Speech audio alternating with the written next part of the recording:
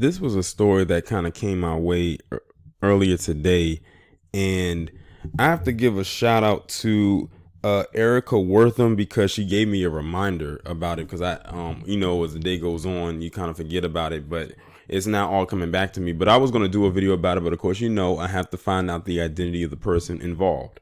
In case y'all didn't know, in California, there was this guy who went on a huge stabbing rampage. Like, he went and he stabbed, let me scroll up. He went and he stabbed stabbed 6 people. 4 of them were killed and 2 were wounded. And this is the guy's picture right here. Now, before I go any further, you have to be extremely wicked and evil to stab 6 people, killing 4 of them, and to take a mugshot where you have the biggest grin on your face because you're seemingly happy for what you did. Like, every profile of him that they took of him from the front and the side, he was smiling each and every time. He didn't have a look of remorse. He just looked extremely happy about his dirty work that he just recently did. Now I'm gonna go ahead and get into this article. And by the name, his name is Zachary Castenada. It says a documented gang member who police said should have been in prison was responsible for a 2-hour stabbing and robbery rampage in Southern California. Now, you have to have balls of steel to go on a robbery and stabbing rampage for 2 damn hours. Not a shooting spree, but a robbery and stabbing rampage for 2 hours.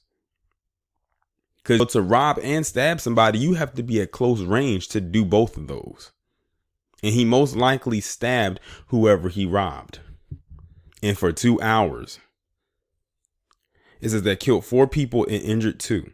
Garden Grove Police Chief Tom Dari, I'm probably pronouncing his last name incorrectly, told reporters that Zachary Castaneda could have injured or killed many other people had he not been apprehended as he walked out of a convenience store in the neighboring city of Santa Ana, dropping a knife and a gun he had taken from a security guard he had just killed.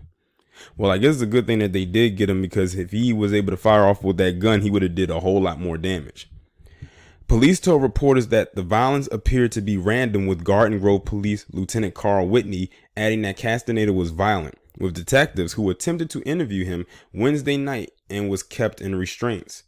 He never told us why he did this, Whitney said. The night before, he told reporters, "We know this guy was full of anger." And by the way, this happened on August 7th. It says police said the violence unfolded across 8 crime scenes in Garden Grove and Santa Ana, including an apartment complex, a bakery, an insurance office, a gas station, and a Subway restaurant. The attacker and 4 of his alleged victims were described as Hispanic. The other 2 were described as Caucasian. The 2 people who were injured in the attacks, a 44-year-old Hispanic man and a 54-year-old Hispanic woman, had undergone surgeries and were listed in stable condition. Castaneda has a conviction for possession of meth for sale while armed with an assault rifle, police said, adding that the investigators were still putting together his entire criminal history.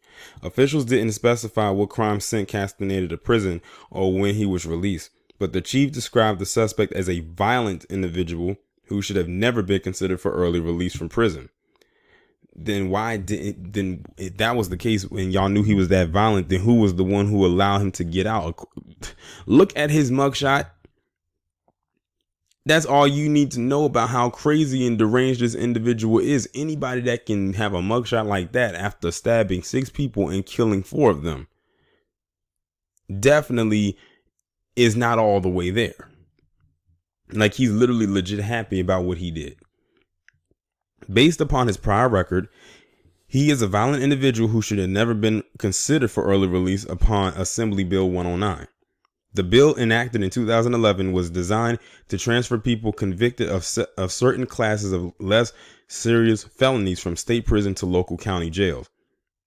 Dari went on to say, as a police chief, I implore our policymakers to reevaluate their policies on our criminal justice system.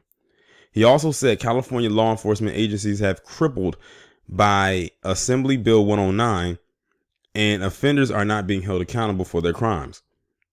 Fox News has reviewed Castanada's court records in Orange County and discovered he has a long criminal history dating back to 2004, which includes convictions for child abuse, battery, car theft, and prior drug offenses. He also was accused of assault and battery last year, but pleaded not guilty. It was not clear if or how that case was resolved. In June of this year, Castaneda was charged with 8 counts of vandalism on behalf of criminal street gang, but pleaded not guilty. Whitney told reporters on Thursday that police had previously gone to Castaneda's Garden Grove apartment to deal with a child custody issue. The suspect's mother had been living with him and had once asked police how she could evict her son. Whitney said Castaneda stabbed 2 men to death during a confrontation after he allegedly burglarized their apartment. Police said Castaneda lives in the same Garden Grove apartment complex as his stabbing victims. One of the victims at the apartment was identified by police as Romanian immigrant Helmut Hoprich, age 62. Hoprich's son, Erwin, told the Associated Press that his father had called him and said his passport, green card, sword collection, and even a dining table were taken from the apartment. Erwin said his father never called him back, and he went to check on him after hearing there had been a stabbing in the complex. A police officer told him that Helmut Hoprich had been taken to the hospital where he died, the son said. He said he was told his father's 63-year-old roommate, who had not yet been identified, was killed in the apartment. Whitney told reporters a bakery was also robbed, where Castaneda allegedly threatened a clerk with either a gun or a knife and took cash. The bakery owner, Donna Beltran, said she was sitting in her car charging her cell phone when she saw a tattooed man get out of her Mercedes and go inside the business. Beltran, age 45, followed him inside to offer help, but kept quiet when she saw him trying to open the cash register. She then ran out of the shop and yelled she was being robbed before taking refuge in a nearby dental office. He ended up taking the entire register with him, which had about $200. I saved myself because I was in the car, she said in Spanish on Thursday. Thank God I am alive. Castaneda also robbed an insurance business where the 54-year-old woman was stabbed several times and almost killed. She fought as best she could, she said the lieutenant, who added that Castaneda was also robbed with some sort of machete knives when he confronted the woman and got away with cash. He then went to a check cashing business next door where an employee threw cash at the suspect. He then took off again.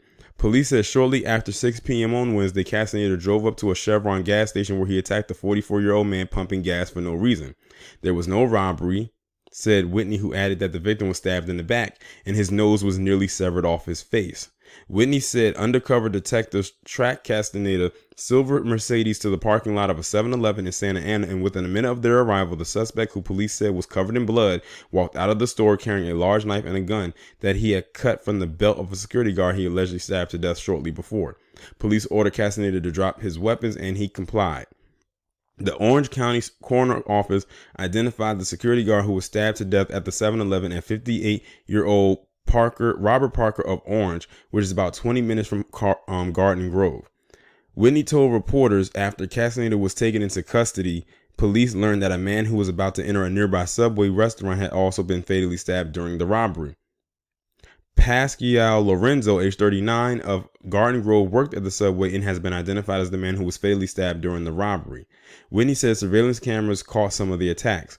Charges have not yet been filed. Police said they are still processing evidence from the 8 different crime scenes, and once they reviewed all the evidence, the district attorney's office will file charges. Castaneda is scheduled to be arraigned on Friday. I say throw every bit of felonious charge at him and make sure all of them stick, and keep him in jail for the rest of his life. This guy literally was a roaming terrorist. They're not going to call him that. I'm going to call him that. That's what he was. This man literally hopped from place to place, literally hacking people just because. And like they said, he should have never been eligible to be released from prison. It's just some people out there who cannot be rehabilitated. And clearly this guy was one of them. One of many, by the way. And I've talked about plenty of them on my channel before. But y'all let me know what you think about this down in the comments. Like, share, subscribe. I will talk to you in the next one.